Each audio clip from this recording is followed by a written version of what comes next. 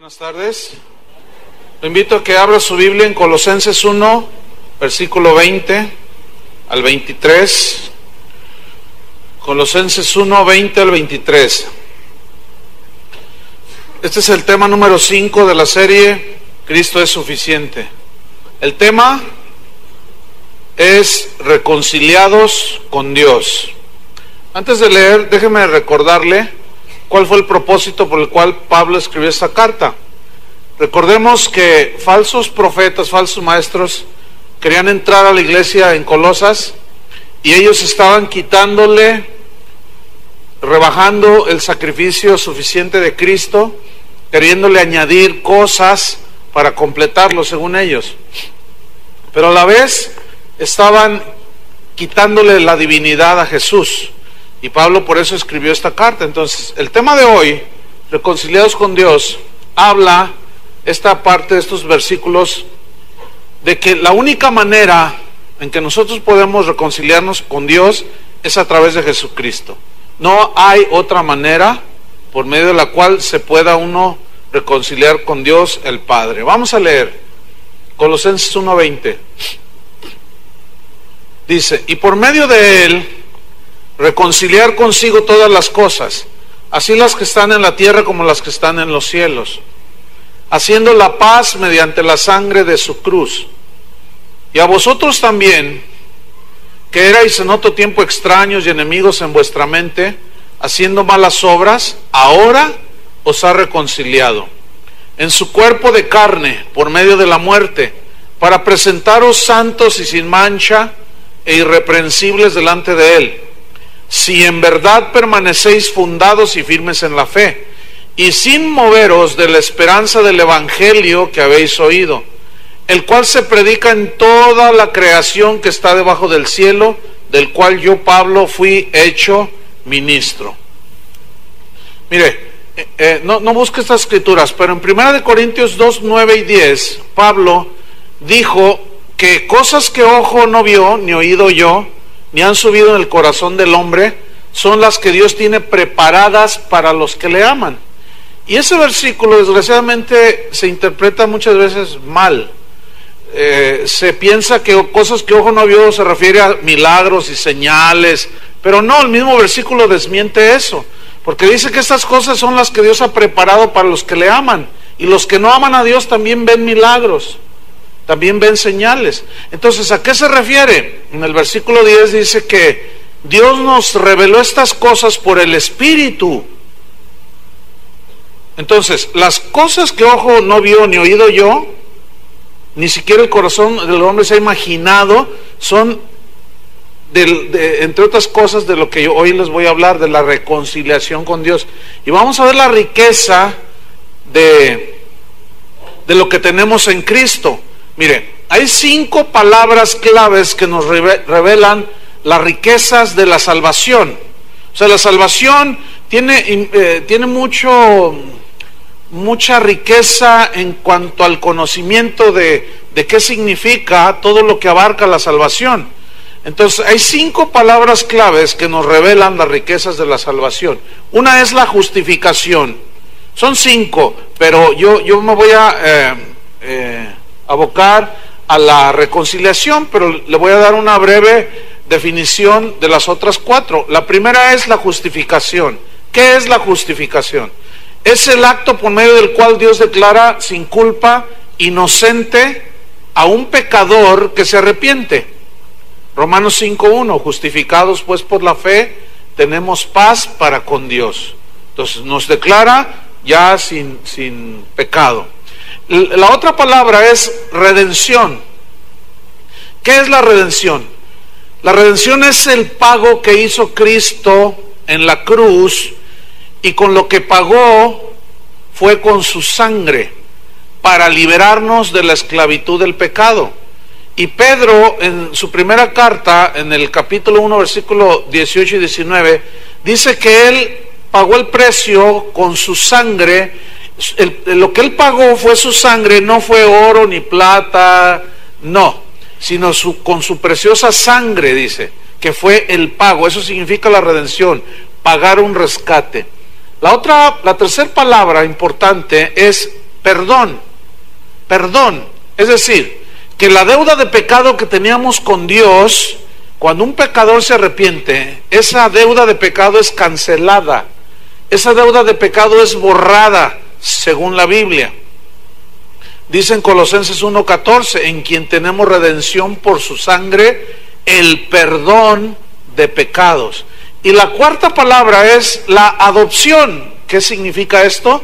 Que Dios nos adoptó por medio de Jesucristo como sus hijos.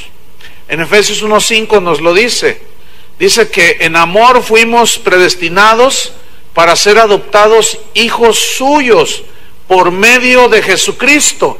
Quiero que noten que todo dice, siempre Pablo dice, por medio de Jesucristo.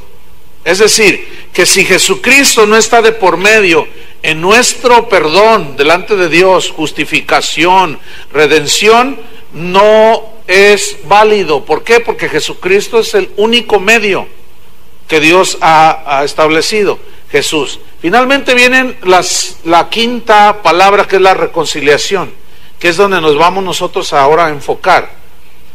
¿Qué significa la reconciliación? Mire, cuando nosotros éramos enemigos de Dios y nos perdonó nuestros pecados, al perdonarnos nos reconcilió con Él por medio del sacrificio de Cristo. Es decir, cuando nosotros creímos. En Colosenses 1:21, quiero que abra su Biblia allí y que ponga un papelito o algo, porque vamos a estar yendo allí continuamente. Colosenses 1:21. Dice así: y a vosotros también, que erais en otro tiempo extraños y enemigos en vuestra mente, haciendo malas obras, ahora os ha, ¿qué? Reconciliado. Entonces aquí la palabra es reconciliado. Dios nos ha reconciliado. ¿Qué es reconciliación en la Biblia? Bien, la palabra reconciliación viene del griego katalazó. Es un término que habla del cambio que sufre una relación rota, afectada, hacia una relación correcta y armónica. Esta palabra expresa que no solo volvemos al favor de Dios cuando somos reconciliados, sino que hace a un lado la enemistad que teníamos con Dios, de tal manera que ahora que somos reconciliados, sigue una total y completa amistad con Dios. En otras palabras, pasamos de una total enemistad contra Dios a una completa y total amistad con Dios por medio de la reconciliación. Ahora, vamos a 2 Corintios 5:17. Y aquí Pablo habla de 4 verdades que la reconciliación trae consigo. 4 verdades espirituales sobre la reconciliación, y están en esos 3 versículos. 2 Corintios 5:17 al 19. Leamos. De modo que si alguno está en Cristo, ¿qué sucede? Nueva criatura es. ¿Qué sucedió? Las cosas viejas pasaron. ¿Qué vendrá después? Cosas nuevas, todas son hechas nuevas. Versículo 18. Y todo esto, es decir, lo que nos hace nuevas criaturas, proviene de Dios, quien nos reconcilió consigo mismo por Cristo y nos dio el ministerio de la reconciliación. Que Dios estaba en Cristo reconciliando consigo al mundo, no tomándoles en cuenta a los hombres sus pecados, y nos encargó a nosotros la palabra de la reconciliación. Bien, aquí encontramos 4 verdades sobre que la reconciliación trae. Número 1, verdad número 1.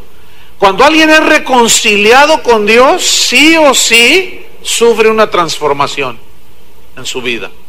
Es decir, que si tú dices que eres cristiano, reconciliado con Dios, y no hay un cambio radical en tu mente, en tu corazón, en tu conducta, en tu vida, no estás reconciliado con Dios, estás igualito.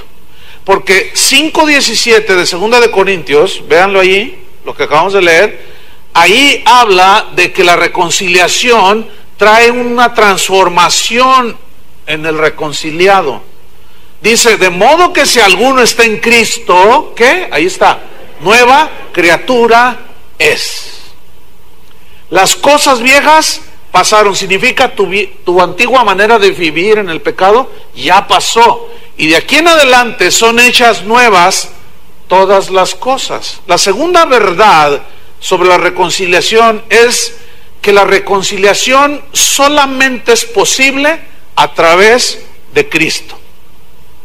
No hay otro medio. Versículo 18 de 2 de Corintios 5:18. Y todo esto proviene de Dios. Todo esto significa a que Él nos hace nuevas criaturas.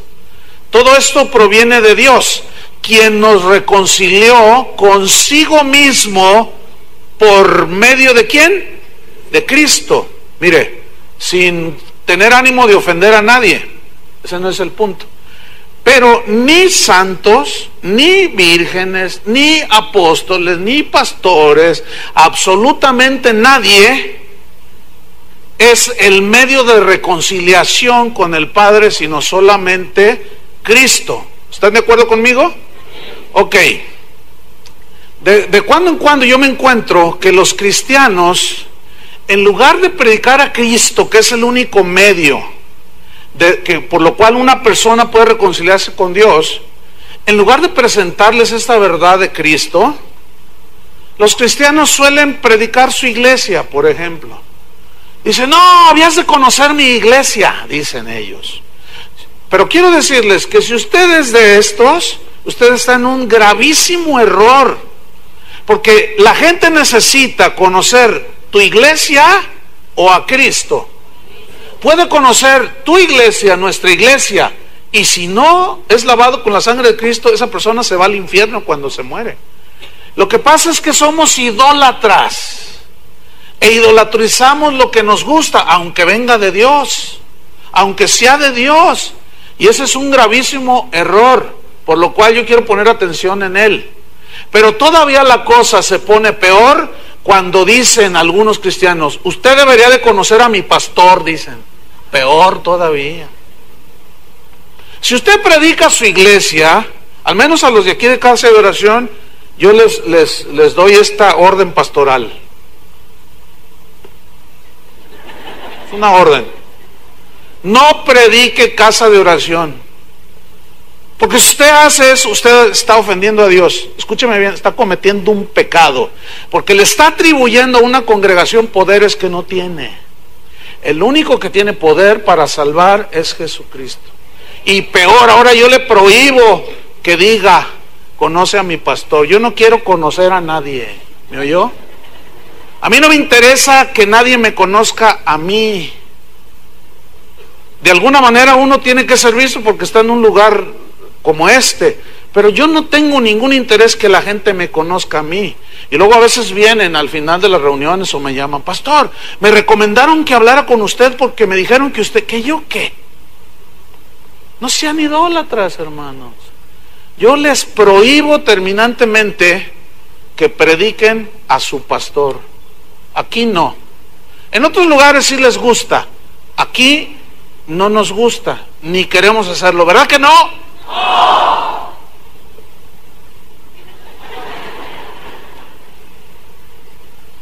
Es que hay muchos lugares donde háblenles de nuestra iglesia, háblenles de nuestra iglesia. ¿De nuestra iglesia? Imagínate que ese es un pecado, porque se está sustituyendo a Cristo por la iglesia o el pastor. Entonces no, que Dios nos libre.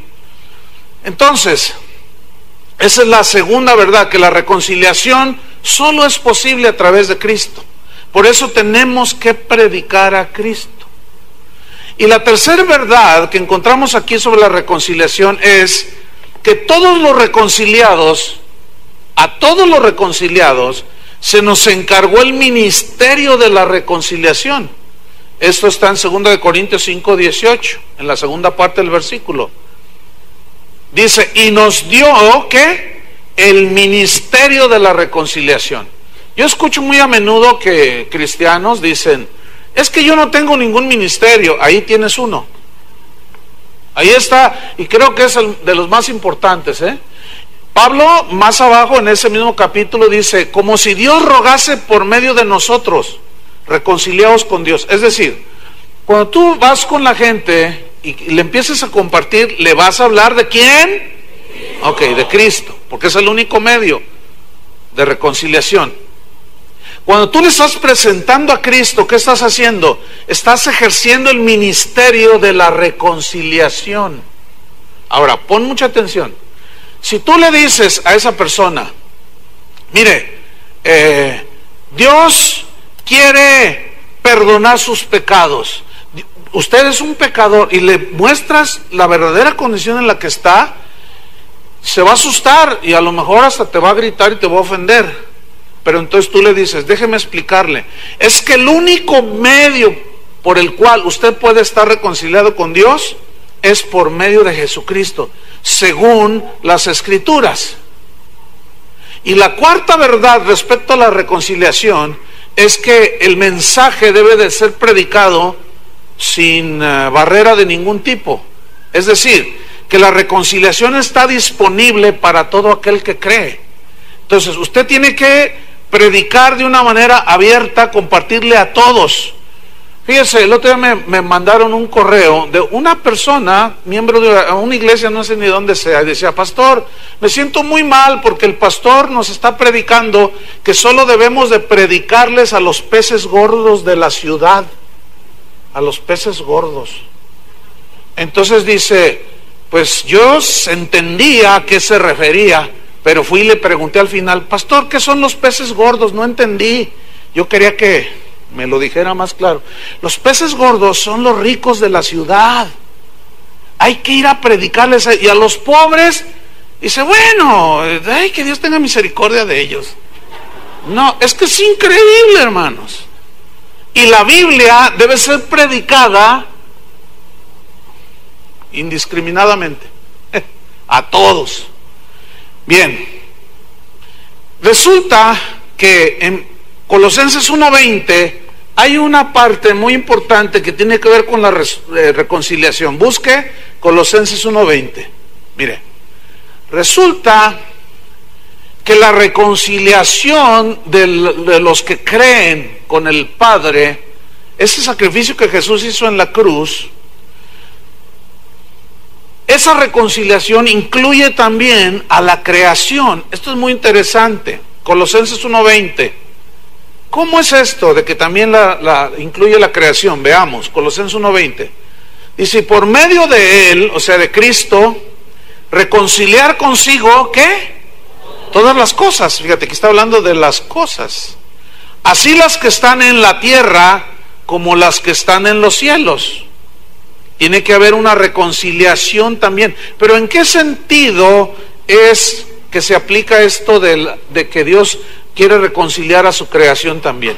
Miren, tenemos que remontarnos bastantes años atrás al huerto del Edén. Cuando Dios hizo a Adán y a Eva, los creó para ser eternos. Él no los creó para que murieran. El huerto que hizo en el Edén era un huerto que se regaba a sí mismo. Salió un vapor de la tierra que regaba todo el huerto, ¿sí? Y lo hizo para ser eterno. Pero el pecado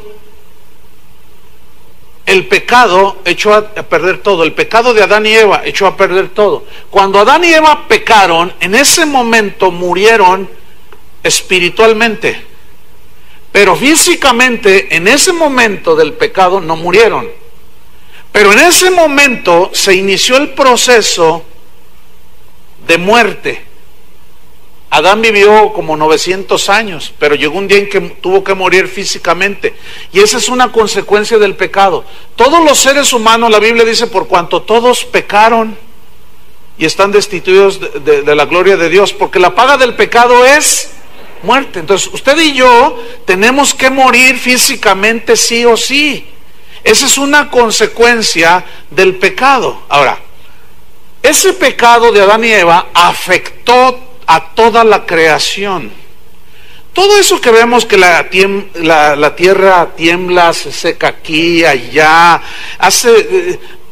Pablo dice en Romanos 8:21, abran su Biblia ahí, Romanos 8:21, ahí dice Pablo que la creación gime, está en dolor, está en agonía, y todo lo que vemos que el planeta Tierra está experimentando es parte de ese sufrimiento, producto del pecado de Adán.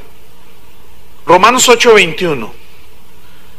Ahora, debemos de tener en cuenta de que la creación, todo lo que hay en el mar, las plantas, los animales, la creación tiene vida, ¿sí o no? Es vida animal o vegetal o humana, no es, eso se entiende, pero tiene vida, Dios le dio vida. Y cuando Adán pecó, también se afectó la creación. También los animales tuvieron que empezar a morir. Las plantas tenían que morir. Sigamos Romanos 8:21. Porque también la creación misma será libertada de la esclavitud de corrupción. ¿Qué significa? Libertada de la esclavitud de corrupción. De que la tierra va muriendo. De que ese dicho de que nacemos, crecemos y morimos, este cuerpo tiene que morir porque está corrompido por el pecado, ¿entienden? Ahora, cuando tú y yo nacemos de nuevo, nuestro hombre interior, ese no es afectado, ese no envejece, ese no decae, ese va renovándose cada día. Pablo decía que este hombre exterior se va desgastando, pero el interior ese va creciendo y se va renovando. Entonces, pongan mucha atención. Dice, toda la creación será libertada de la esclavitud de corrupción a la libertad gloriosa de los hijos de Dios. ¿Qué significa a la libertad gloriosa? Significa que así como nacimos de nuevo y nuestro ser interno ya no muere más, ese fue creación de Dios, este cuerpo que tenemos aquí tiene que morir. Tiene que morir para que cuando Cristo venga, los muertos en Cristo resuciten con un cuerpo glorioso semejante al que Él tenía cuando resucitó. O cuando Él venga y los creyentes que estén en vida, dice la Biblia, serán transformados como en un abrir y cerrar de ojos. ¿Y qué significa esa transformación? Al mismo tipo de cuerpo resucitado que Jesús tenía. Ahora, ¿y qué es esto con la creación? Bueno, sigamos estudiando. Retomo el versículo. Será libertada de la esclavitud de corrupción a la libertad gloriosa de los hijos de Dios. Fíjate, aquí está 22. Porque sabemos que toda la creación gime a una. Y a una está con dolores de parto hasta ahora. O sea que la creación sufrió también las consecuencias del pecado. Bien, desde ese momento que el pecado entró en el Edén, se originó lo que el hombre, muchos miles de años después, definió como las leyes de la física. Dentro de las leyes de la física hay una...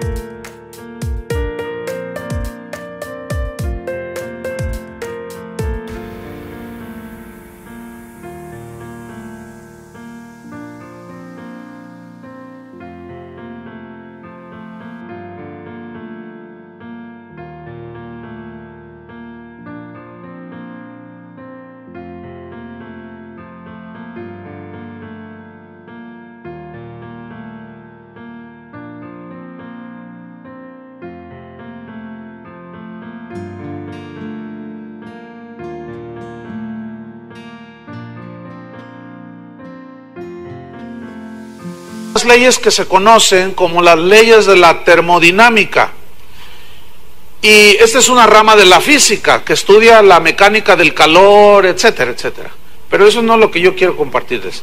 pero sí que dos de las leyes, o dos leyes de la termodinámica, que son, repito, leyes de la física, la primera ley establece que la energía no se crea ni se destruye, sino solamente ¿qué? Se transforma. Muy bien, tienen una palomita en física. Es decir que las cosas que vemos las podemos destruir, deshacerlas, pero la materia no se puede destruir. ¿Sí? Nuestro cuerpo, cuando muere, al quedar sin vida, la carne se va corrompiendo, quedan los huesos, pasan los años y queda ¿qué? Polvo, pero el polvo no se puede destruir. Eso es una ley, ¿entienden? Nadie puede discutirla. Entonces la energía, la materia no se crea ni se destruye, solo sufre una transformación. Ponga atención, la segunda ley de la termodinámica se llama la ley de la entropía, y esta palabra entropía viene del griego, que significa transformación. Y esta ley dice lo siguiente, ponga mucha atención porque es muy interesante.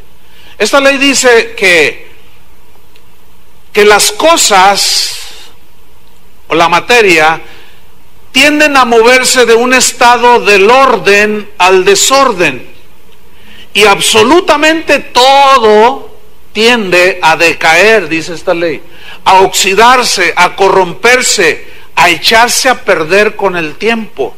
Esta es una ley sí o sí y nadie la discute.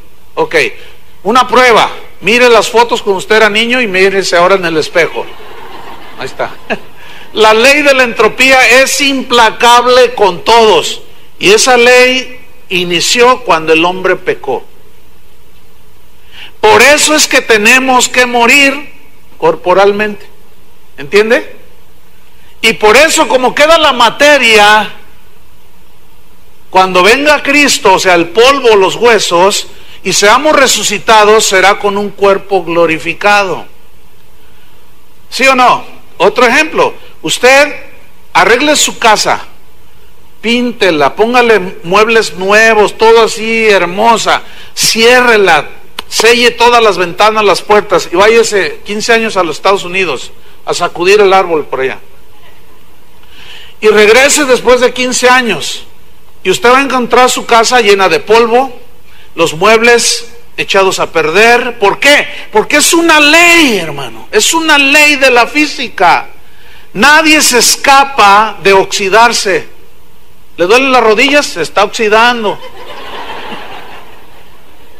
Todos envejecemos, nacemos, crecemos, nos reproducimos y morimos. Esa es la ley, es una ley de la física.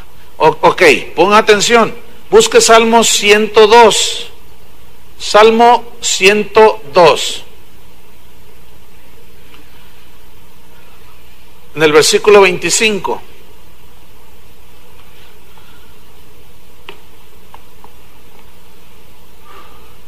¿Sabe que cuando Cristo resucitó, mientras busca el Salmo 102, versículo 25, dice que cuando Cristo resucitó, dice Pablo, Cristo ya no muere más? Es decir, que esas leyes de la física ya no operan en Él. ¿Me explico? Cristo ya en su cuerpo glorificado es eterno, y así seremos nosotros. Pero vamos a ver cómo esta revelación de las leyes de la física las tuvo el rey David. Fíjese, qué interesante, ¿no?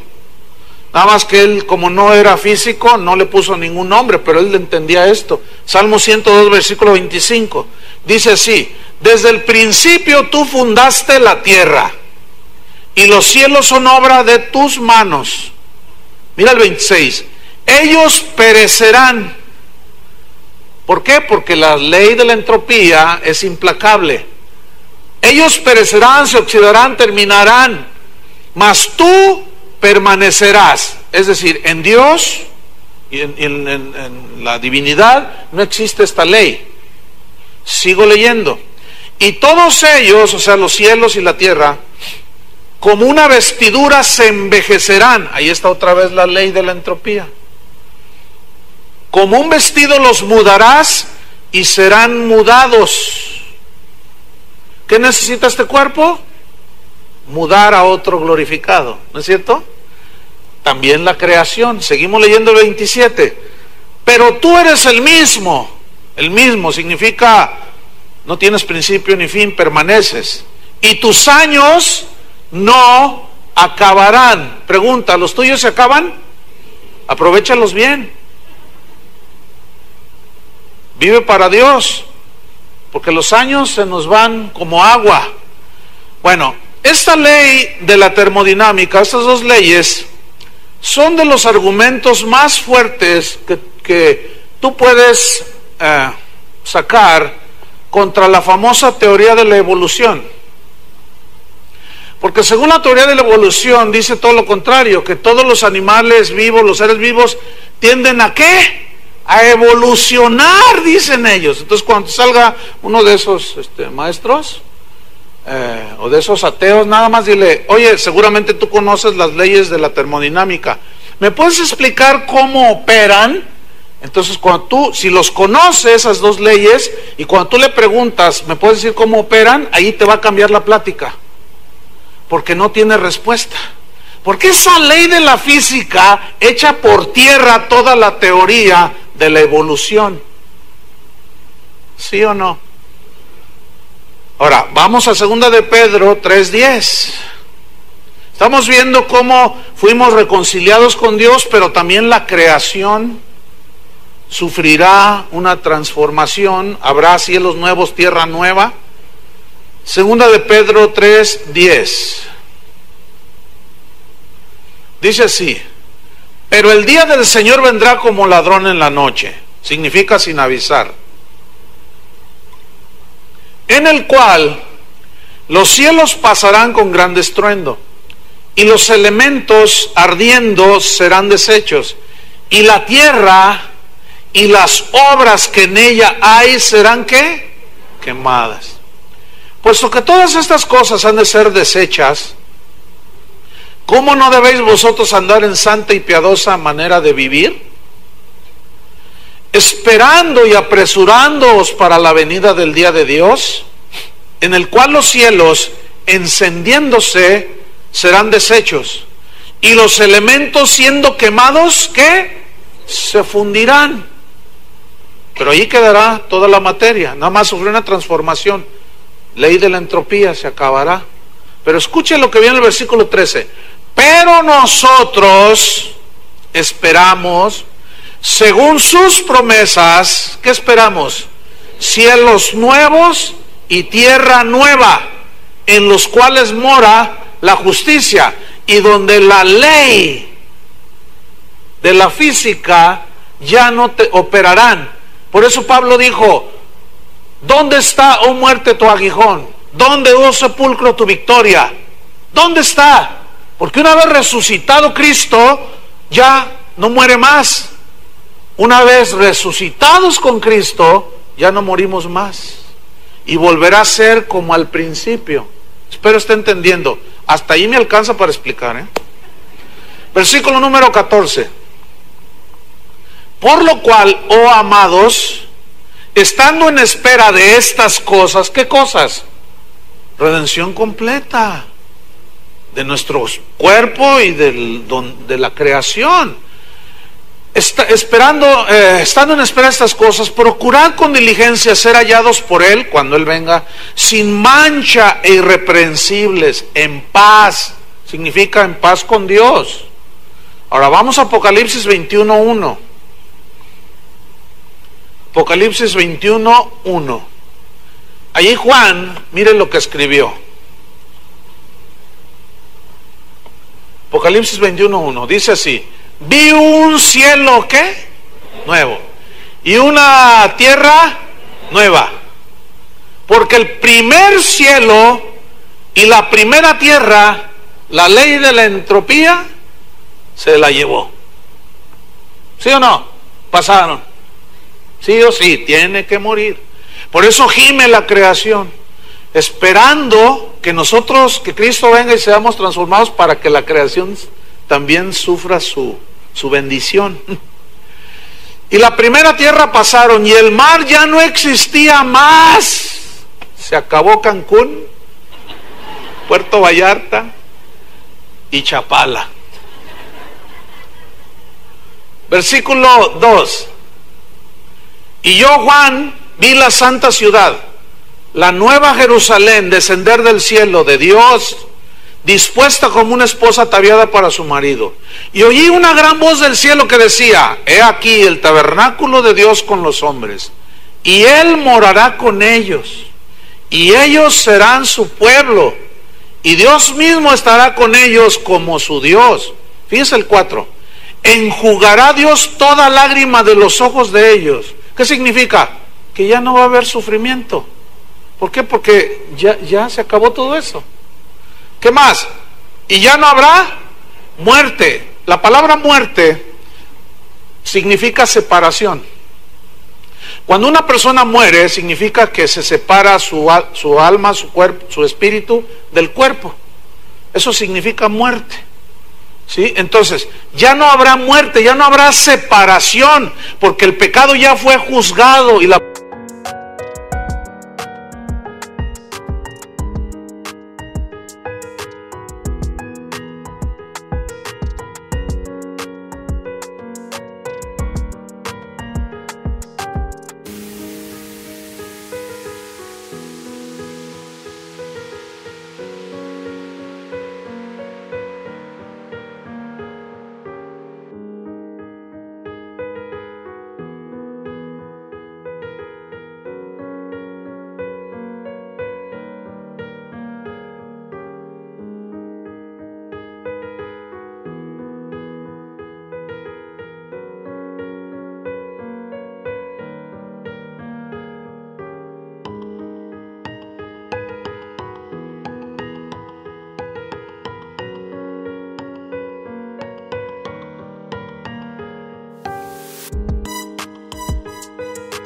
paga del pecado es muerte.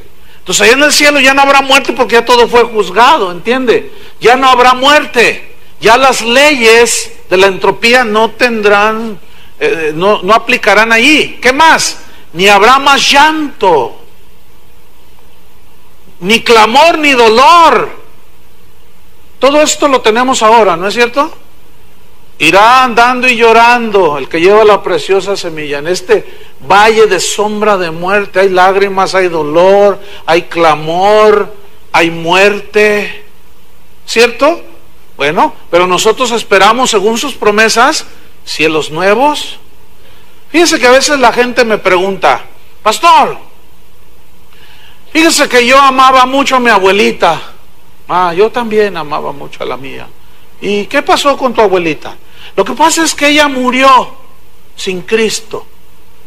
Entonces, yo sé lo que dice la Biblia, que si mueren sin Cristo se van, sí, al infierno. Entonces yo no sé, pastor, ¿qué voy a hacer cuando llegue al cielo? Me voy a poner muy triste, dicen, porque no voy a ver a mi abuelita allí, o no voy a ver a mis hijos, o no voy a ver a mi papá. ¿Te has hecho esa pregunta? ¿O no voy a ver a los seres que amo? Lo que no has considerado es que al sufrir la transformación, ya ese cuerpo glorificado no está sujeto a los sufrimientos terrenales. Entonces, cuando estemos allá, lo más seguro es que puedas recordar a tu amada abuelita. Yo también la recordaré, pero estaremos hechos de tal manera que va a ser imposible que suframos, que lloremos, que tengamos dolor, que suframos tristeza. Va a ser totalmente imposible, porque veremos a Dios cara a cara y todo eso disipará. Pero para eso necesitamos reconciliarnos con Dios. Si no, mi estimado, jamás vivirás esto. Ese es el punto aquí, central. Vamos a Colosenses 1:20.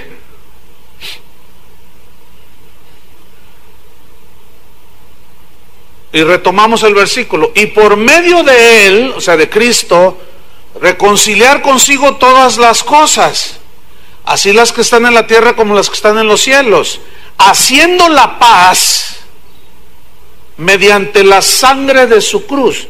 significa, mediante el sacrificio que Cristo hizo en la cruz, hizo la paz, para que todo el que crea en ese sacrificio, al creerlo, reciba el perdón, la reconciliación, y justificado por la fe, tenga paz. Eso es lo que significa. Ahora bien, el sacrificio de Cristo, al ser agredido por los falsos maestros que intentaban meterse en Colosas,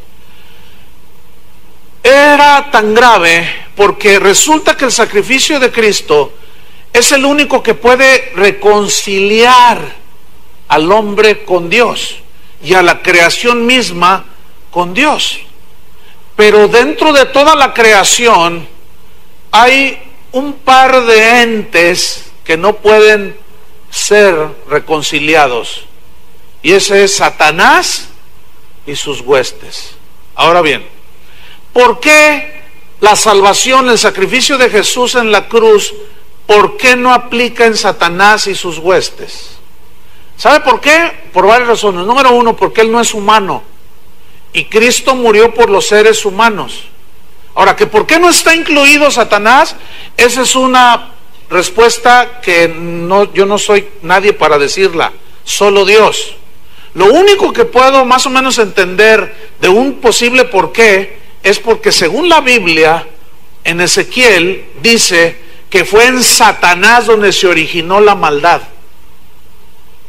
Hasta el día que se halló en ti maldad. Ahora, ¿por qué Dios no ha provisto para Satanás y sus huestes un medio de redención y de justificación y de reconciliación? ¿Sabe por qué? Porque Satanás no es hecho a la imagen de Dios. Él fue creación, pero usted y yo, los seres humanos, somos hechos a imagen y semejanza de Dios. Porque Satanás es un espíritu y nosotros somos espíritu, alma y cuerpo. Entonces, Satanás no está incluido ahí en la salvación. Miren lo que dijo una vez un pseudoapóstol que tenemos aquí en la ciudad. Él dijo que Dios le había revelado que debíamos de orar y de interceder para que Satanás se convirtiera.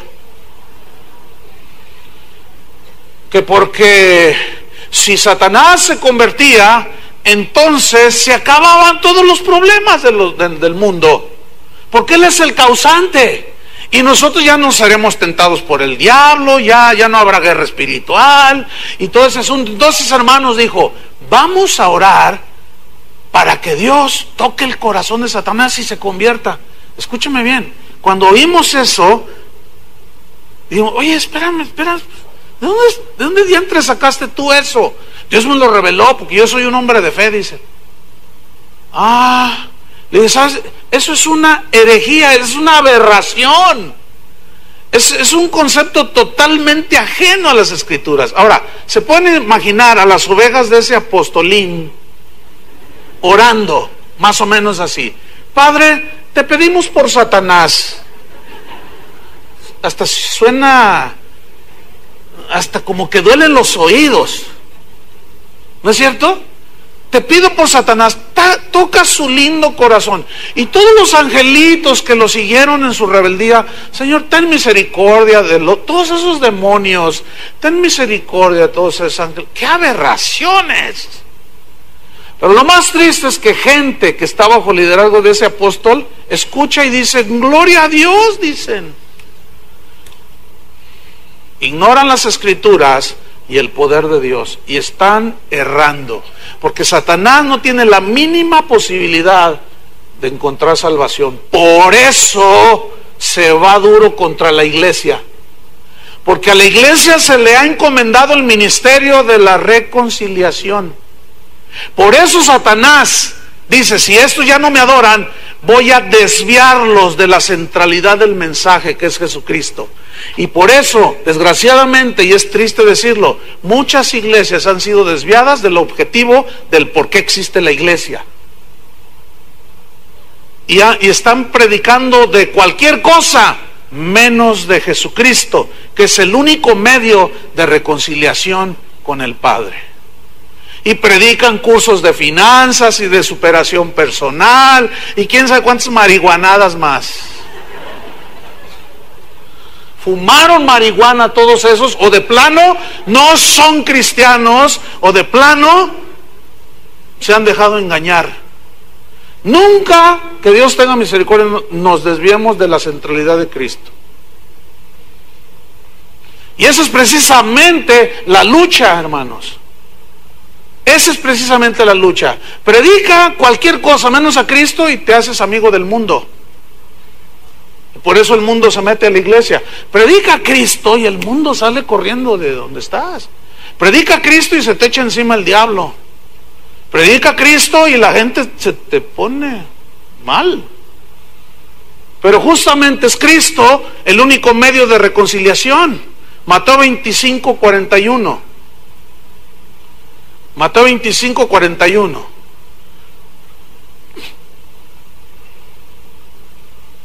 Dice así, Mateo 25:41, entonces dirá también a los de su izquierda.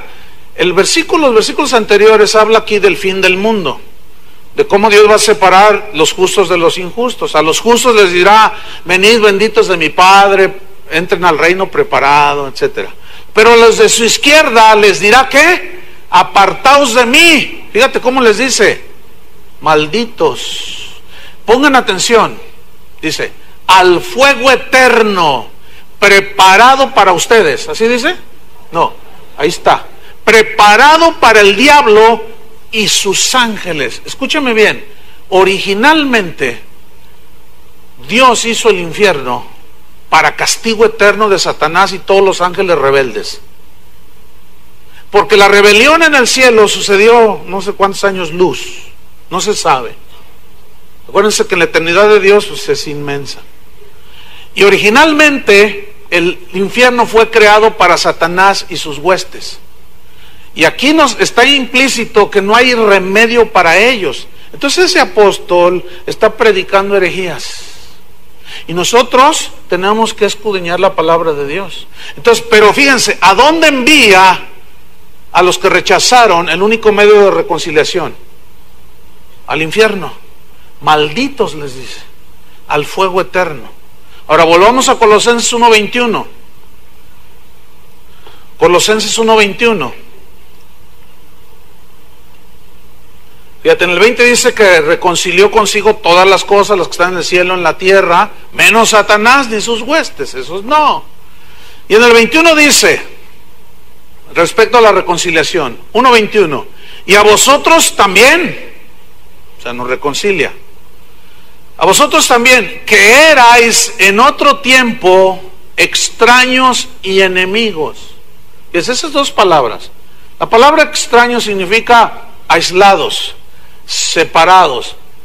Pero la segunda palabra, enemigos, en vuestra mente haciendo malas obras, esa palabra enemigos en el griego significa aborrecidos por Dios. ¡Ay! Eso está duro. Es decir, haciendo malas cosas éramos aborrecidos por Dios. ¿Han oído ustedes esa frase que dicen que Dios ama al pecador pero aborrece su pecado? ¿La han oído? Si no es que hasta algunos la predican. Pero déjeme decirle, esa frase no tiene sustento bíblico. Son frases que se han ido metiendo dentro de la iglesia y como suenan bien, entre comillas, pero no debemos nada más porque suenan bien ya adoptarlas. ¿Qué tan bíblico es que Dios ama al pecador pero aborrece su pecado? Algunos dirán, es Juan 3:16, pastor, dice que de tal manera amó Dios al mundo que ha dado a su Hijo unigénito para que todo aquel que en él cree no se pierda, mas tenga vida eterna. Escuche bien, es verdad que Dios, que en Juan 3:16 dice que Dios amó al mundo, pero entonces ¿cómo yo estoy diciendo, y ahorita se lo voy a comprobar con la Biblia, que Dios aborrece al pecador y su pecado? Lo que sucede en Juan 3:16 es que Él nos vio en semejante condición y a pesar de eso, y ahí es donde se manifestó, por su misericordia y por su gracia, aún estando muertos en nuestros delitos y pecados, envió a su Hijo Jesucristo. Eso se llama la gracia infinita de Dios, la misericordia infinita de Dios. Pero escúcheme, que Dios ama al pecador y aborrece su pecado, vamos a ver si es bíblico. Juan 3:19. Acuérdense que estamos leyendo Colosenses 1:21. Enemigos, éramos enemigos. O sea, en nuestra mente. Es decir, Dios nos aborrecía porque nosotros lo aborrecíamos a Él. Yo voy a inventar un versículo que diga que Dios ama al que se duerme y oye la Biblia. Juan 3:19. ¿Ya lo tiene? Ya despertaron todos, sí. Ya siento el amor de Dios. Juan 3:19. Dice así. Fíjese, pongan mucha atención. Y esta es la condenación. ¿La qué? ¿Cuál? ¿En qué consiste? Ahí va. Que la luz vino al mundo. ¿Quién es la luz? Ok, Cristo es la luz. Y los hombres amaron más las tinieblas que la luz, porque sus obras eran malas. Porque todo aquel que hace lo malo aborrece la luz y no viene a la luz. Todo el que rechaza el sacrificio de Cristo aborrece a Dios. No tiene que ver nada con Dios, está en enemistad con Dios. Aquí lo dice, aborrece la luz y no viene a la luz para que sus obras no sean reprendidas. Claro, porque la luz todo lo saca a la vista de todos. Por eso el Evangelio de Jesucristo tiene esa cualidad, que al ser predicado nos desnuda totalmente. Porque la palabra de Dios tiene esta cualidad, que es viva y eficaz, que penetra hasta partir el alma y el espíritu, o sea, los divide, discierne los pensamientos y las intenciones del corazón, todo. Y no hay nada oculto que no haya de salir a la luz, y ante Él todas las cosas serán desnudadas, dice. Por eso, escúcheme bien, la predicación del Evangelio es imprescindible, es de vital importancia. Si no, ¿de qué se arrepiente la gente? ¿Me está entendiendo? ¿De qué se arrepiente? Si nada más le dicen cosas bonitas y no les dicen su verdadera condición. Vamos a Salmo 5, versículo 5. Salmo 5:5. Vamos a comprobar si Dios ama al pecador y aborrece su pecado. Porque si Dios amara al pecador y aborreciera el pecado, que manda al infierno solamente al pecado, ¿no? Y al pecador no. Pero ¿por qué los manda al pecador y al pecado y su pecado? ¿Por qué los manda al infierno? Porque a los dos los aborrece. Porque los hombres aman más las tinieblas, o sea, sus pecados, y se constituyen enemigos de Dios, porque dicen, no, ay sí, no robarás, ay sí, no codiciarás, y nos hacemos enemigos de Dios. Pero acuérdense que Pablo está diciendo, así estabais ustedes, así estaban ustedes, acuérdense, no dejen que los falsos maestros tuerzan la verdad de Dios. Salmo 5:5. Los insensatos no estarán delante de tus ojos. Aborreces a todos los que hacen iniquidad. Destruirás a los que hablan mentira. ¿A dónde se van los mentirosos? Los adúlteros, los cobardes. ¿A dónde se van? Se oye feo, ¿verdad? Se van al... ¡Ay, no hable de eso! No, Pablo no predicaba así. Jesús no predicaba de eso. Entonces, ¿de dónde se saca todo esto que se van al infierno? De la Biblia. Escúcheme bien, cuando nosotros no presentamos bien el Evangelio, en qué consiste la reconciliación entre el pecador y Dios, y les decimos que ven, conviértete a Cristo, ándale, mira, para que tu matrimonio se arregle, para que sanes de la enfermedad, para que tu negocio prospere, los estamos engañando. A eso no vino Cristo, hermanos. Cristo vino a morir en la cruz para librarnos de la condenación del infierno. Que después de ser reconciliados con Dios en su misericordia, nos sane, arregle nuestro matrimonio, ese es otro asunto. Pero Él no vino a hacer las cosas simples de la vida. Él vino a lo medular, y era que no pasáramos la eternidad en el infierno, sino con Él. Entonces, si nosotros no presentamos bien el Evangelio y le decimos, por ejemplo, ahí está un hombre malo, de esos que siempre nos encontramos por todos lados, mujeres malas, sin Dios, que tiene cáncer y le queda una semana, y usted va y le dice, mira, pídele a Dios que te sane. Escúcheme bien, ¿cómo le va a pedir a Dios que lo sane si es su enemigo? Si Dios lo aborrece, y le estamos presentando mal el Evangelio. En alguna ocasión, usted y yo hemos tenido enemigos, ¿sí o no? Ahora, cuando usted de pronto se encontraba con su enemigo, ¿cuál era su reacción? Ay, mi estimado enemigo, venga, un abrazo para acá. Así se portaba. No, usted lo miraba así, le volteaba la cara, o se hacía como que no lo vio, o si lo miraba le torcía la boca, le hacía, y no te puedo ver ni en pintura. Y el otro te miraba también y te hacía señas con las manos, porque era tu enemigo. Ahora, si esos dos enemigos, uno de ellos se enferma y va y le robó al otro, y luego va y le pide ayuda, ¿qué hace el enemigo? Le dice, vete mucho a volar por allá. ¿Cómo tú eres mi enemigo? Tú no tienes nada que pedirme a mí y ojalá te mueras.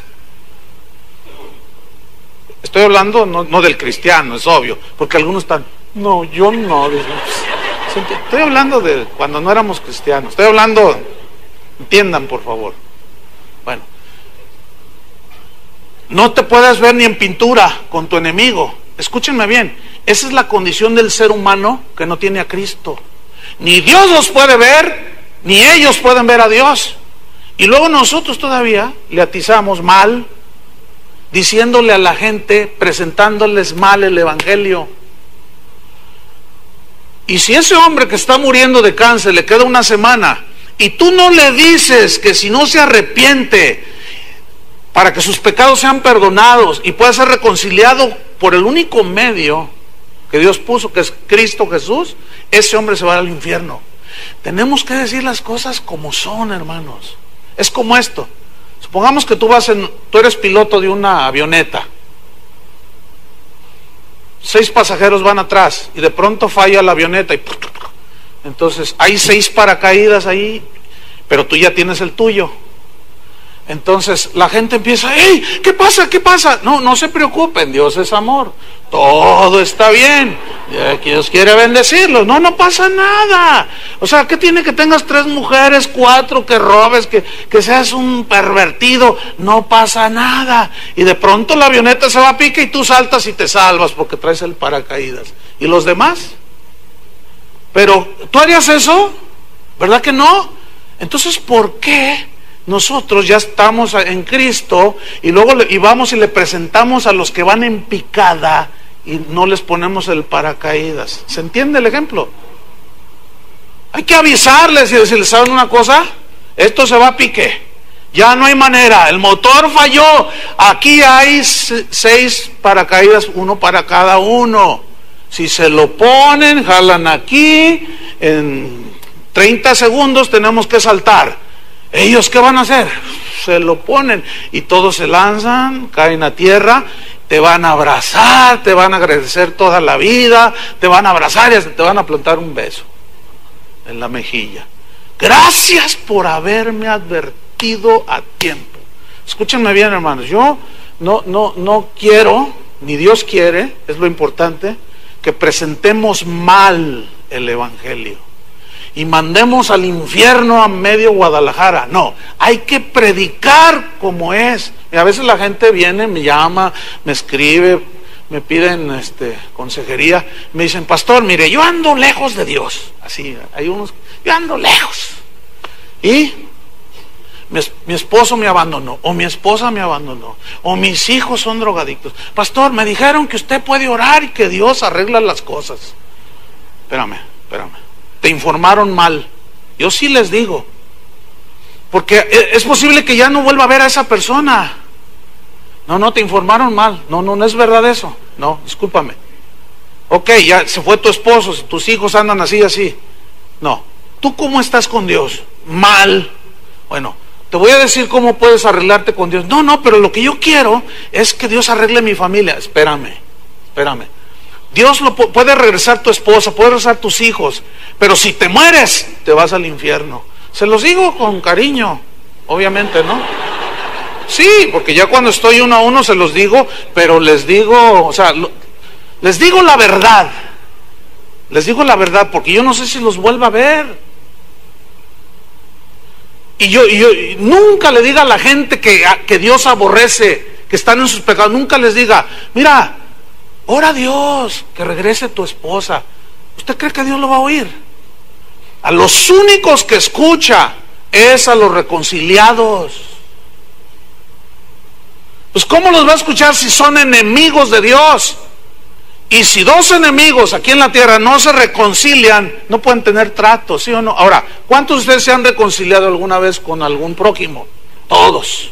Y después de que te reconciliaste, ya, oye, te invito a comer. Sí, cómo no, gracias. Y se hacen amigos de nuevo. Es exactamente lo mismo. ¿Me expliqué? Entonces, el único medio de reconciliación es Jesús. Ahora, volvamos a Colosenses 1:21. Dice, y a vosotros también, que erais en otro tiempo extraños y enemigos en vuestra mente, o sea, aborreciendo a Dios, siendo aborrecidos por Dios, haciendo malas obras. Fíjate lo que sucedió, versículo 21. Ahora os ha, ¿qué? Reconciliado. ¿Cuántos le dan gracias a Dios por eso? Si tú ya viviste esto de la reconciliación, bienaventurado. Estás entendiendo cosas que oído nunca oyó, ni ojo vio, ni el corazón del hombre se ha imaginado. ¿Y las están entendiendo? ¿Por qué? ¿Por qué las entendemos? Porque Dios nos las revela por su Espíritu, porque somos hijos de Dios. Entonces dice, ahora os ha reconciliado. Es decir, ahora esa relación rota de amistad, esa amistad rota en el Calvario, vuelve a ser una relación amistosa con Dios. ¿Por qué? Porque aceptaste el único medio de reconciliación, que es Cristo. ¿Qué es quién? Cristo. El pastor. No, es el pastor. ¿Es la iglesia? No, ¿quién es? Cristo. ¿A quién vamos a predicar? Cristo. Versículo 22. Os ha reconciliado en su cuerpo de carne por medio de la muerte. Ahora bien, ¿cuál es el propósito de la reconciliación? O sea, hay tres propósitos en el versículo 22. Estoy en 1:22. Dice, ahora os ha reconciliado para presentaros a Dios como, número 1, santos, número 2, sin mancha, y número 3, e irreprensibles delante de Él. Pongan mucha atención. ¿Cuál es el propósito de la reconciliación? ¿Presentarnos ricos ante Dios? ¿Bendecidos y prosperados? No. ¿Presentarnos como? Santos. ¿Qué significa santos? La palabra que se traduce santos es la palabra hagios, que significa literalmente apartados del pecado. O sea, por Dios nos apartó del pecado para Él. El problema es que nosotros venimos de una cultura religiosa, donde cuando decíamos el santo San Pillín o San no sé qué, entonces nosotros tenemos el concepto de que es alguien que está allí en un nicho, o es alguien que vivió una vida X. Escúchame bien, ese concepto lo tenemos muy arraigado, pero tenemos que desecharlo por el concepto de la Biblia. ¿Qué significa ser santo? Pablo, cuando escribe sus cartas, dice, a todos los santos que están en Corinto, a todos los santos, a todos los apartados del pecado, que ahora son de Dios. Eso significa santo.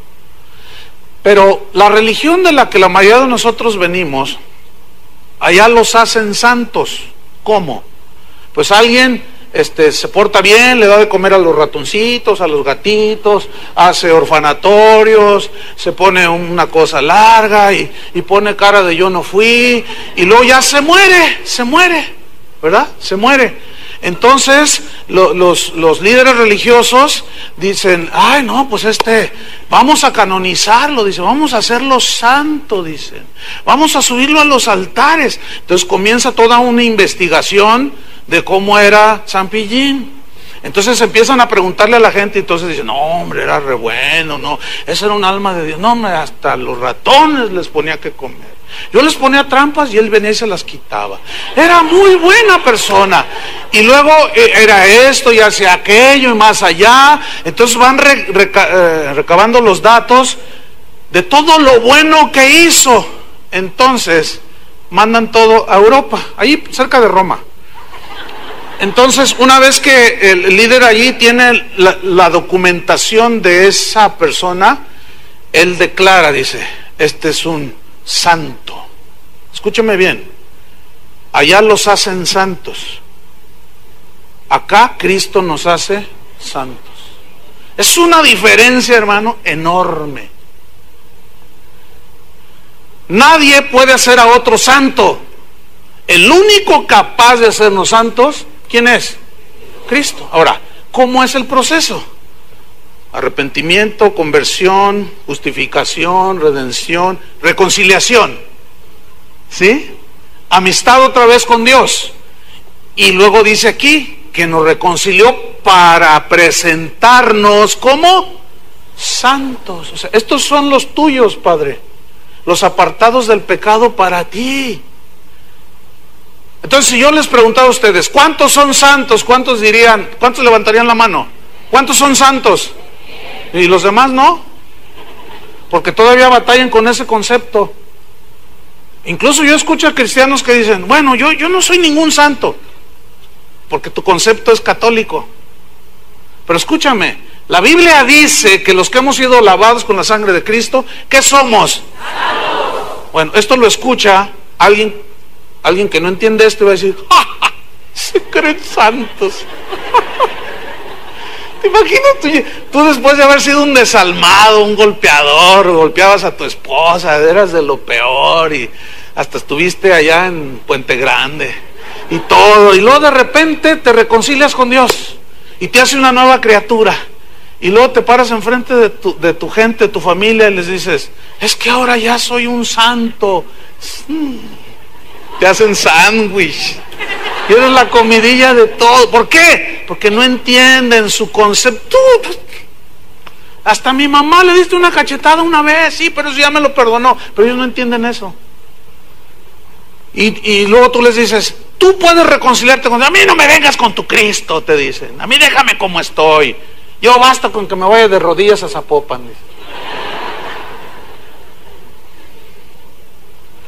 Entonces, nunca podemos presentarnos delante del Padre si no estamos apartados del pecado y limpios de Él.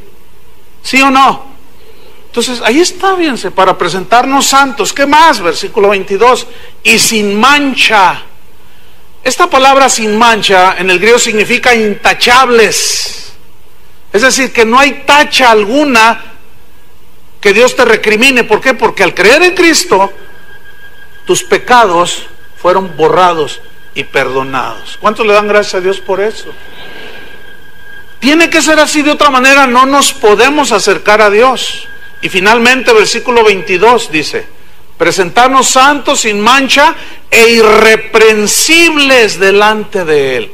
Esa palabra irreprensibles es muy interesante, porque viene de una palabra griega, anekletos, de donde viene el nombre, o se deriva el nombre Anacleto. Ahora, ¿qué significa anekletos? Literalmente, que se traduce irreprensibles, significa sin cargo alguno. ¿Qué significa? Sin cargo alguno. Es decir, ¿cuántos anacletos hay aquí? ¿Y cuántas anacletas? Eso significa sin cargo alguno. Es como esto, mira, tú solicitas un empleo. Entonces te dicen, necesitamos que llenes la solicitud y necesitamos carta de policía. Entonces tú vas ahí a la procuraduría, necesito una carta de policía. ¿Cómo te llamas? Pues Juanita Banana. Entonces ya te empiezan a, Juanita Banana.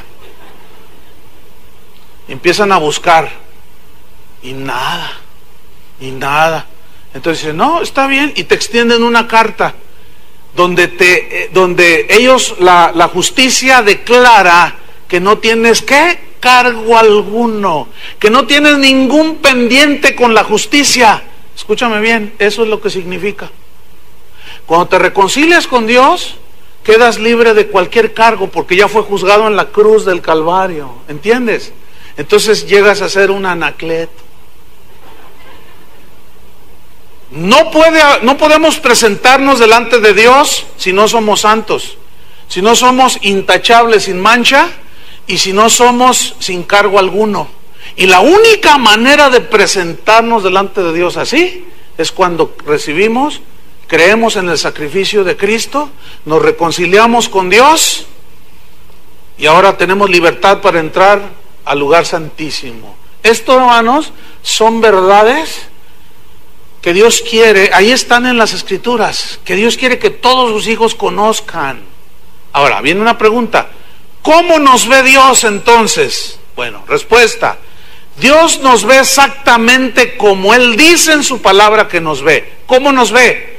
Santos, sin mancha e irreprensibles. Si no, no nos podemos acercar a Él. Así nos ve. Ahora, ¿cómo tenemos que vernos nosotros a nosotros mismos? La respuesta es muy simple: como Dios nos ve. ¿Cómo nos ve? Santos, sin mancha, irreprensibles. ¿Por qué? ¿Porque nosotros somos muy buenos? No, porque creímos en el Cristo que murió en el Calvario. Ahora, termino con esto. Hay 3 evidencias de que estamos reconciliados con Dios, y esta es la permanencia en Cristo y en su palabra, en sus caminos, la firmeza que tenemos de seguir con Él, y un arraigo en su palabra. En Colosenses 1:23, ahí nos habla de la permanencia, dice: si en verdad permanecéis fundados. Fíjense cómo habla de permanencia, ¿sí? Y habla de fundamentos. Es imposible citar el pasaje de Jesús cuando habla de los fundamentos en Mateo 7. Cualquiera que me oye estas palabras le compararé a un hombre prudente que edificó su casa sobre la roca, que vinieron ríos y dieron con ímpetu contra aquella casa y no cayó. ¿Por qué? Porque estaba fundada sobre la roca, que es Cristo y su palabra. Pero el que oye y no hace es el insensato, que construye en la arena, y vienen los vientos, dan con ímpetu y se cae, porque estaba fundada sobre la arena, y grande es su ruina.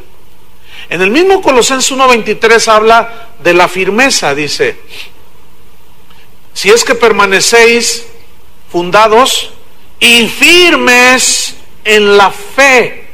Aquí firmeza en el griego significa estabilidad, ¿sí? Que finalmente los colosenses, al pasar del tiempo, bueno, Pablo también les menciona esto, porque aunque estoy ausente en cuerpo, Colosenses 2:5, no obstante en espíritu estoy con vosotros, gozándome y mirando vuestro buen orden y la firmeza de vuestra fe en Cristo.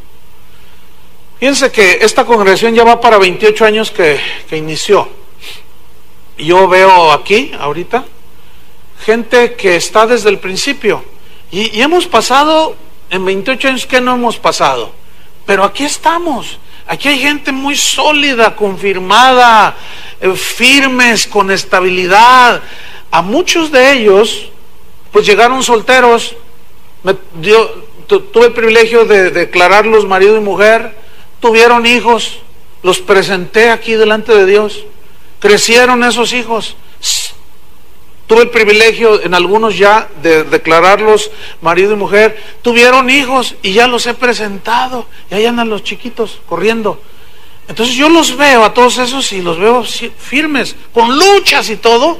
Han pasado 28 años y aquí siguen en Cristo, siguen firmes, estables. En 28 años de vida cristiana, ¿qué no hemos experimentado, hermanos?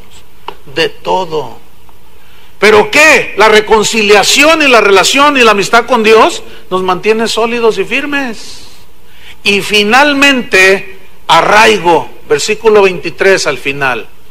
firmes en la fe y sin moverse de la esperanza del evangelio que habéis oído. Sin moverse. Esta palabra sin moverse en el griego es una palabra que significa arraigo. O sea, arraigo habla de raíces. Habla de estar bien plantados y echar raíces profundas. Un árbol bien plantado en buena tierra. No como los árboles de Guadalajara, que un vientito por ahí, tumbadero de árboles por todos lados. ¿Saben por qué se caen? Porque no están bien arraigados. Porque donde los plantan abajo a veces hay piedra. Y no pueden. Yo tengo en mi casa enfrente, así tengo 3 palmas. Las 3 las compré de este tamañito, igualitas. Y 2 de ellas están, ya llegan a los 5 metros, 6 metros. Y la otra, que está al extremo, esa siempre está toda flaca, toda. Pero ¿saben por qué? Porque ahí en esa parte hay mucha piedra, mucho no hay mucho tierra de donde se arraigue bien. Ahora, ¿qué significa? Sin moverse de la esperanza del evangelio, o sea, echar raíces. ¿En dónde? En Cristo. Echar raíces en su palabra, para que cuando viene el viento tú estés bien arraigado, bien sólido, como árbol plantado junto a corrientes de agua, que das fruto en su tiempo y tu hoja no cae, porque siempre está verde. Déjenme terminar con esta historia que sintetiza perfectamente la reconciliación. Esa historia cuenta que cierto emperador chino, el nombre no lo puedo decir porque pónganle el que ustedes quieran, está muy difícil, pero un cierto emperador chino le avisaron que en una de las provincias de su imperio se había levantado una rebelión, se habían levantado unos hombres a disgusto allí. Entonces este emperador llamó a sus ministros de gobierno, a los generales militares de su ejército, y les dijo: vamos, iremos pronto, vamos a destruir a nuestros enemigos, les dijo el emperador. Cuando el emperador y todo su séquito llegaron a esa provincia donde estaban los rebeldes, dice que sus palabras primarias fueron muy amables, afables contra aquellos rebeldes. ¿Quiénes, dice esta historia, por gratitud decidieron someterse de nuevo a ese emperador? Y dice la historia que todos los que formaban este séquito pensaron que el gobernador tarde o temprano daría la orden inmediata de ejecución contra todos aquellos que se habían sublevado. Pero se sorprendieron, dice la historia, que en gran manera sorprendidos cuando empezaban a ver que el mismo emperador comenzó a tratar a los rebeldes de una forma muy humana y hasta con amabilidad y cariño, dice la historia, a quienes habían sido rebeldes en contra de él. Entonces el ministro de guerra le preguntó enojado al emperador: ¿de esta manera cumple vuestra excelencia su promesa?